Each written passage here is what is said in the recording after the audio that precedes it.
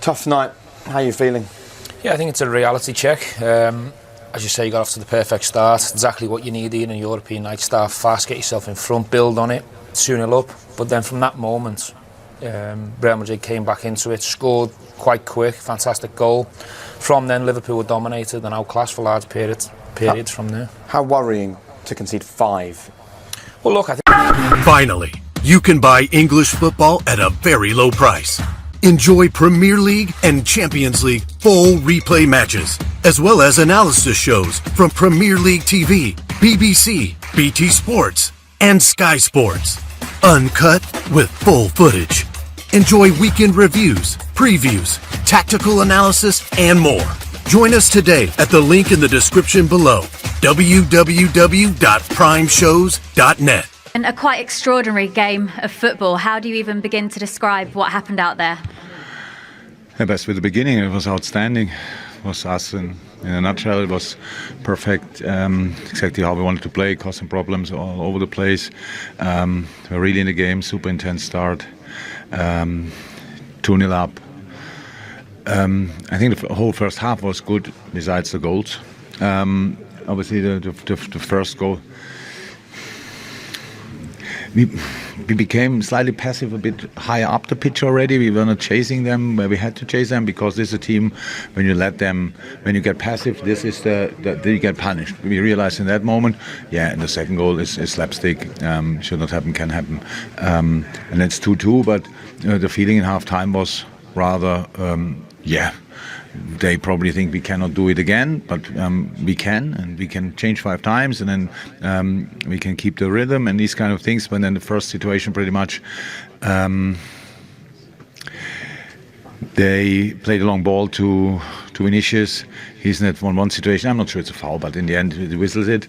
And then how we defend that is obviously not okay. That's then the 3-2. And that doesn't help against a team who is obviously outstandingly good in counter-attacks. It doesn't help. And so we played there in their cards and could not really get back on track anymore.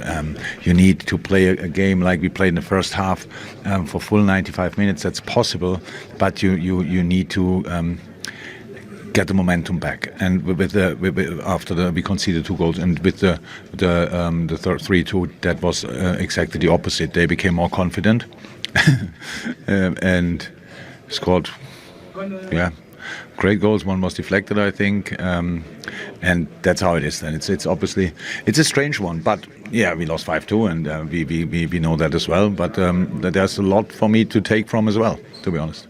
It's intriguing, the comment about being passive. Do you think that can sometimes happen when you've gone ahead and started a game so well that it can happen to the players on the pitch?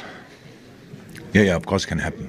How I said, not each team uses that then in the manner they do. But I think in a situation they score, we have like 5 or 6 players around. And no challenge. That's obviously, that cannot happen. We were passive until the ball arrived there, and then we obviously was a little bit, take you, I'm there, whatever. That's then how that goal happened. Can happen, but should obviously not happen. You can, if the only way you can make, if you wanna slow down, whatever, how you want to say, the game a little bit, is in possession. You have to keep the ball then. But then we started, obviously, second half especially, we lost balls in strange moments. So first half, we played in the half spaces sensationally well.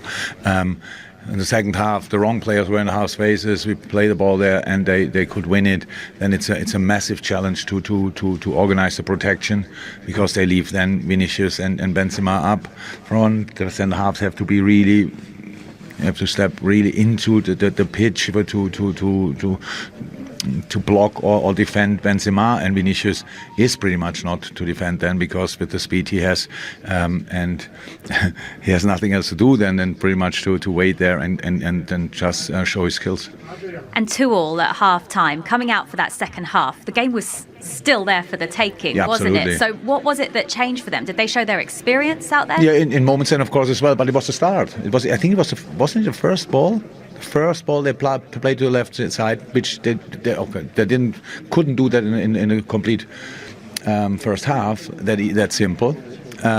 So we didn't go out and try to defend or attack the the centre half. Was it Camavinga? Was it, don't know who played that ball? Maybe Militao. But then it's a 1-1 situation, and Joey goes on that side. It's fine. And I think we defend then the situation in the moment. But then the free kick, and again, a free kick can happen. But then this space, that's not possible that the players let alone. That's really not possible. But it happened, and that's why we were at the 3-2. And then, how I said, then you feel intensity. If you don't get that, then you don't feel the intensity, and you keep going. That's not a problem. But you have to keep the momentum. And there we lost it, and didn't get it really back, to be honest. Well, it's only halfway through the tie. It's going to take something pretty special to turn things around. However, Liverpool were written off against Barcelona a few years ago, and you managed to do that, but that was at home. Exactly. So is it going to be even more difficult to do it at Bernabeu? Yeah, of course. But we will go there and we'll play a football game. Now, it's not the best start for it and the best basis for it. We didn't create that tonight. Obviously, everyone knows when we saw it tonight how good they are in counter-attack if we have to score goals there. And they can, in their own stadium, each single counter-attack can be the decider. So it will be a massive challenge. But we have a bit of time until then. We have to play in our Premier League. We have to recover and make sure that we take the right things from this game. And and the rest we have to learn from as well. Thanks, Jürgen. You're welcome. It is when you concede that many goals, and it weren't good enough. To come here and to manage this crowd, we were walking around up to the studio from our position before on the pitch, all looking at each other going, wow, this place is bouncing, they're up for it. Went 2-0 down, and then being able to manage that as well in this cauldron. It was the size of that job the task they had ahead of them at that period when they went 2-0 down, the experience to manage the game and to get back in. I think I agree with Stevie, they scored at good times, scored quick, but the class in those players, the experienced players and the younger players, the blend that they have on that pitch, I never had them down as being a team that capable to repeat and win again, but now after that you have to put them in there. Sometimes in football you've got to hold your hand up and say the best team won, you're outclassed, you were dominated, they were better. In most areas of the pitch, you'd have to say. They got off to a slow start, but their experience, their reaction was absolutely top class. And we're witnessing here absolute greatness in Modric and Benzema. You know, you're talking about players that are operating on a different level than most. What you have got, though, is a Liverpool team that they play in a way that if it crumbles, you know, a good team like Real Madrid can pick them apart. They're so brave, and that's why they're so good. You know, when they're on, and they're impossible to stop. But when it's just not going right, they can be picked apart, and especially against good teams like that. I think a great thing about this Real Madrid team as well is they have a number of players who can take the ball and take the sting out of the game. Modric for one, Benzema another, Vinicius, Rodrigo now starting to do it. Those players, they give you that little bit of time and composure. The young kids are doing it. Camavinga's doing it. Like, he's 20 years old, but he's receiving the ball in tight areas like a really mature, experienced player would under pressure. Yeah, fair play, Jordan, coming out and speaking to us after that defeat. Never easy. Let's go pitch side, because there aren't many people left in Anfield, as you can see. Just some celebrating Real Madrid fans. They don't want to leave. Who can blame them? And Peter Crouch. Look, Peter, Jordan made the point there that they've got to recover from this quickly, and they do, don't they? That's the key here for Jurgen Klopp and his team. Yeah, it's a massive blow for them. The second half was incredibly disappointing. You know, Real Madrid blew them away. I think I was right behind the dugout and behind Jurgen Klopp, and I think the third goal was the killer, really, because you can get undone by Benzema, Modric, bits of class, but from a set piece and it's quite a simple run. To concede that third goal was the real killer, and Jurgen was incredibly disappointed by that. And then Real Madrid just took the game away from Liverpool. I thought the boys touched on it in the studio there. Camavinga, Modric just have the ability to take the sting out of the game, and that's what they did, and that's why they proved that they're champions at the minute. Stephen, it's easy to say this is Real Madrid, European champions, and they had a brilliant night. What did Liverpool, though, need to do to understand what went wrong from their perspective this evening? I think what you need to understand is against high-class opposition and world-class individuals, you can't afford to make individual errors. You've got to defend well from set plays, and to take an advantage there, they had to defend an awful lot better than they did tonight. They did play well for chunks of the first half. They got off to an incredible start. Obviously, the goal that Alisson gives away is disappointing, but for me, I said at half-time, okay, They've got back into the game, it's level, and the first half was pretty even. They had both 2 goal line opportunities, you know, where there was fantastic tackles, Andy Robinson and Carvajal, so it was very even at half time. They had to reset, they had to come out in the second half with a different mentality. Rio said it, be aggressive, be on the front foot again, start pressing again. Liverpool come out slow, and they conceded an incredible poor goal from a set piece, because you can't all be in one straight line, Jake. You've got to have that set up differently, and you've got to defend it like a corner, and they didn't. That gave Real Madrid big confidence tonight. We'll have a proper look at all of the goals. Peter, just coming back to you for a final question. Look, there's no away goals in the competition this year, but Liverpool are still going to have to go and score 4 goals in the Bernabeu to beat Real Madrid over 90 minutes. What chance? No, it's a big ask. You can't write them off. Liverpool have come back before, but the way Real Madrid played tonight, you think it's a big ask for them. All right, thanks a lot, Peter. Take care. Let's get into the analysis now. I think we should, there's a lot to look at. Let's go first of all on the touchscreen, and this was pure quality from Liverpool. This was almost the best moment. Absolutely, the perfect start. There's 3 great passes within this clip. And first, I just want to pose a question to Stevie, actually, because when we see Trent Alexander-Arnold just looking up here, and we'll pause it, I just want to show where Cody Gakpo is. And we've seen, he's in this place here, but we've seen him and Nunez, Stevie, playing almost opposite to where you would expect them. Nunez on the left side and Gakpo in central. Why do you think they're playing like that? They have done for the last couple of games as well. Yeah, I think Jurgen and his staff, they like to play with a false 9. I think Gakpo's suited to play with his back to play more than Nunez. They see Nunez as more maybe a runner who can break lines. Maybe he can evolve into a false 9. Firmino's obviously been out injured. I think Gakpo's got that little bit more cleverness where he can receive on the back of the mid to play a little bit more comfortable doing that, and then it gives the pace to Salah and Nunez going the other way. Yeah, I mean, and that's almost as borne out by this goal. You've got Nunez coming in, using his pace from the right-hand side. The second brilliant pass in this is by Cecic to outright here as well. Great touch under pressure. And then I think that this is a brilliant overlap. This almost takes the man away and leaves Mo Salah basically with a free pass.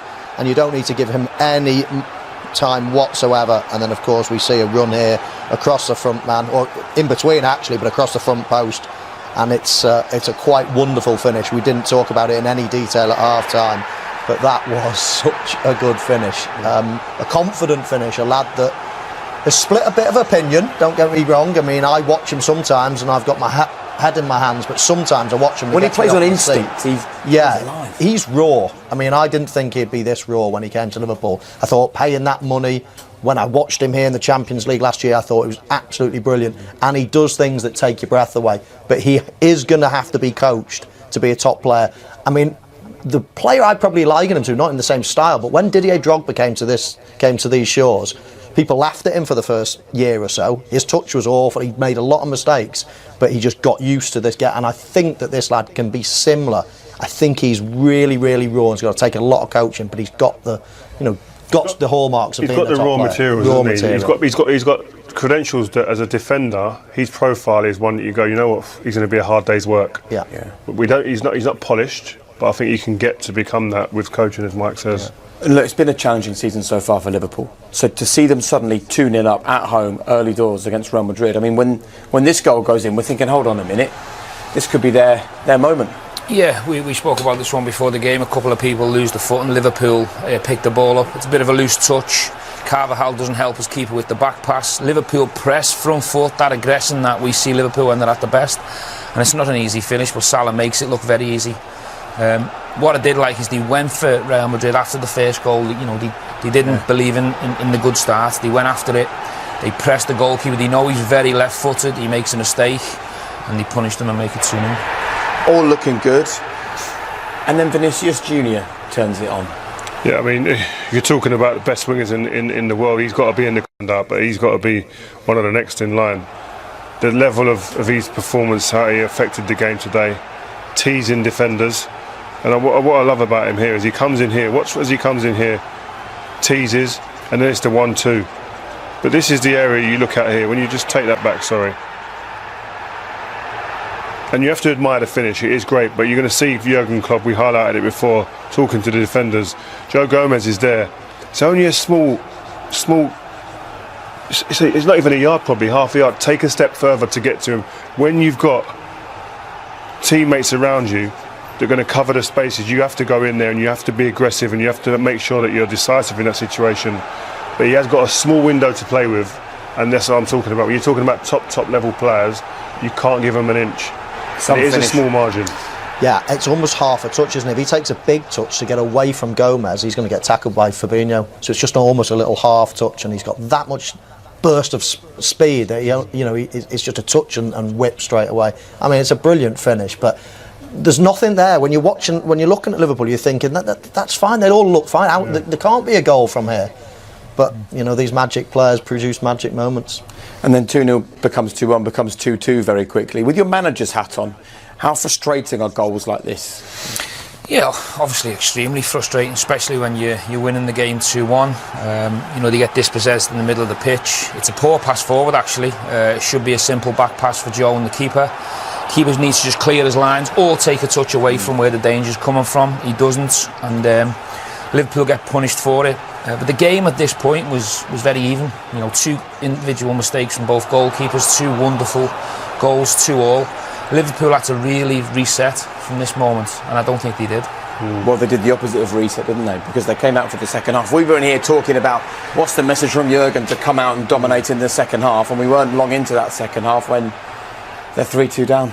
Yeah, and I think the key element here is they treated this free kick like it's a free kick, but where the position of the ball is here, you've got to treat this like a corner. And you look at it here, I'd be saying, if I was in here, you need two players in that area there. Yeah. Two lines there, so it doesn't make it easy for anyone to run across you. And what they end up doing is they stick there, they stay there. They're in a line there across there, and you're thinking to yourself, that's easy for forwards or attacking players to get across there. And when you're press play here, the only shirts that move are white shirts, and that's criminal. No anticipation, no one moves. There's statues in there, the red shirts. And there's four bodies or five white shirts in the box. All the other players are red. The whole Liverpool team in there, they shouldn't get ahead on that. Why the lack of movement then? Just explain that in detail. From Liverpool. Well, marking spaces for starters, aren't they? But the wrong spaces, Normally you've got a two-player, you've got a one line that is your big headers of the ball, and you've got another line of two or three players where Finally, you can buy English football at a very low price. Enjoy Premier League and Champions League full replay matches, as well as analysis shows from Premier League TV, BBC, BT Sports, and Sky Sports. Uncut with full footage. Enjoy weekend reviews, previews, tactical analysis, and more. Join us today at the link in the description below, www.primeshows.net. Obstacles, there'll be players that are just there, they ain't your dominant headers, but it wasn't. I'll even re-cue that so you can just see that, because I think it's off the Real Madrid training ground. There's two issues, Jake. They've got one line. Yeah. They're leaving a lot of space around the 6-yard box, and someone doesn't follow a runner from the back post. So there's two big mistakes as far as I'm concerned. 100%. There's your line that we're talking about. It's opportunist, isn't it? It's not from the training ground. This is opportunist. He's just seen an opportunity there, massive gap there, and if you've got two players in that area there, if you had two players where I've highlighted there, Militao doesn't have the space he has to run into, because Militao comes out of the pack and comes out like this and scores the goal. But again, it's understanding the situation. The Liverpool defenders have made a decision to defend this like a wide free kick. That's the wrong decision initially, and then from there it's a domino effect of mistakes. And there it is in the back of the net, 3-2. And then Karim Benzema decides to get involved in proceedings as well, doesn't he? Yeah, listen, he's one of the best players around the 18-yard box I've ever seen in terms of drawing people out, his cleverness, his 1-2 play, knowing when to play the 1-2, and he's just got abundance of quality, and he's one of the best players in the world by a mile. Yeah, let's have a look at it. I mean, Benzema, we can see him here running towards the edge of the box, but how many times have we seen him just do this pulling out type of movement out here? He sees no reason to go in here. This would be my type of run in this type of area here, but he pulls out and he likes pulling out to get that ball to feet. And when the first ball doesn't come, he still likes to drift out and find that extra space. And I just pause it there when we just have a look at him there. He's just taken a little look he's just surveying the area. You can see him having a little look here. And what I really love about this is when he first gets the ball, obviously as a centre forward, you're thinking, right, this is the space that you want, you know, in and around here. You want to be getting into this type of space. But Liverpool are so deep that he's thinking, right, what I now need to do is I need to entice this man, get him out, and then I can have the space in behind him here. So he almost just sucks him out, sucks Fabinho out here, and plays a little 1-2. Look, he takes a touch, he waits for him to get sucked out of that position. And then, yes, there's a little bit of luck in the goal. But, I mean, it's... You know what I like about him, Murray? Like someone like yourself, it's patience, isn't it? Because and a game understanding. Because a lot of coaches will be telling you, you're not getting your goals from outside the box. A number 9, you've got to be inside the box to get your goals. But he's got that cute awareness of space and people to be able to, like you say. I love the timing of the 1-2. He absolutely kills Fabinho because he's there, then he's out of the game. That allows him to get the shot off because before that it's probably 1 in 10 chance, but he makes the goal into a high percentage. Because Fabinho's got to go and close him down, hasn't he? Otherwise, he takes out his feet and shoots. But as you say, it's the time, it's the little touch just to suck him out, just to get that space between defence and midfield, and then he's in it. And But Benzema is the most complete number 9 that I ever played against, and in the game today, I think we've got great number 9s around, like Lewandowski and people like that. But every element of his game is 8 or above, easy. So cool and calm, wasn't he, for 5-2? Yeah, he doesn't play up against defenders. He's so good at drifting and finding his own space. This is a great run by Modric, shows great strength, great composure. It's a fantastic pass by Vinicius, but you're expecting him to shoot straight away. The class, the composure, the style, the ability. I mean, you could talk about him all night. He's just a fantastic footballer. I was screaming when he laid down Alisson. I was screaming in it. I mean, the other 2 were silent for obvious reasons, but the class of this guy on his weaker side. There's 2 lads on the goal line there. It's not an easy finish. And this fella at 37 ruled him through the midfield. What do most strikers do when that ball comes to them there? They hit it with the right foot. Yeah, they hit it. Yeah, he's just got so much coolness. And once he does this, he's done. People think, he's done the hard bit, but let me tell you, that's not easy. You've got 3 bodies, on the line there, and he just curls it with his weak foot. I thought Liverpool could have stopped the attack.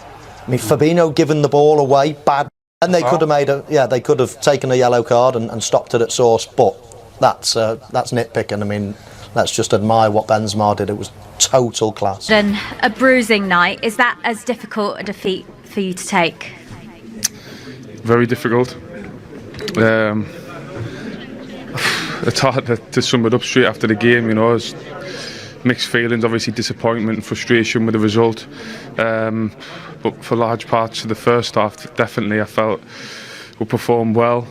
Probably unlucky to go in at half-time level. But we made too many mistakes around the goals especially, and when you make mistakes, a team like Madrid punish you, and they punished us every time tonight. I imagine when you've just come off the pitch, it's really hard to dissect what happened out there. Do you feel like the goals you conceded were all down to your mistakes? I mean, a lot of to do is their quality as well. They've got quality players everywhere, but I think we didn't help ourselves for sure, especially the set piece, I think, which I'm not sure was a foul, to be honest, but we didn't defend it well enough, and then after that there was a few goals. Yeah, we can do better, of course, and the game went away from us at that point. You conceded 5 goals at Anfield for the first time ever in the Champions League at Anfield. Is it worrying the amount of goals that the team are shipping at the moment? Well, the last 2 games I think we kept clean sheets, didn't we? Prior to that, yeah. So it's hard. It is difficult to come here and speak, because yes, they have a lot of quality, and we knew that. And when you're not 100% defending, they punish you like they have done, and we caused ourselves a little bit of problems at times. But yeah, it's a tough one to take in the end. Going 2-0 up so early on in the game, there must have been a feeling that you were on top in the match and you could go on and take a lead to the Bernabeu for the second leg. So at half-time, when they've pulled it back and it's 2-2, what was the feeling then going into the second half? I thought we were unlucky to go in at half-time level, definitely, but we still played a good first half, I felt. I felt as though we were on top. We created some good chances. I think there was a big chance at 2-0, a little bit of a scuffle on the line. I think if that goes in, it's a big moment in the match, but you know, the first goal, yes, we can probably block it, but it's a great finish. Individual brilliance again. Second goal, obviously, it's a mistake, but them things can happen. And then the third one, I think, would be really disappointed with the set piece. So at that point, that's when the game went away from us. But performance level, I think first half was very good. And then second half obviously wasn't as good, and we got punished.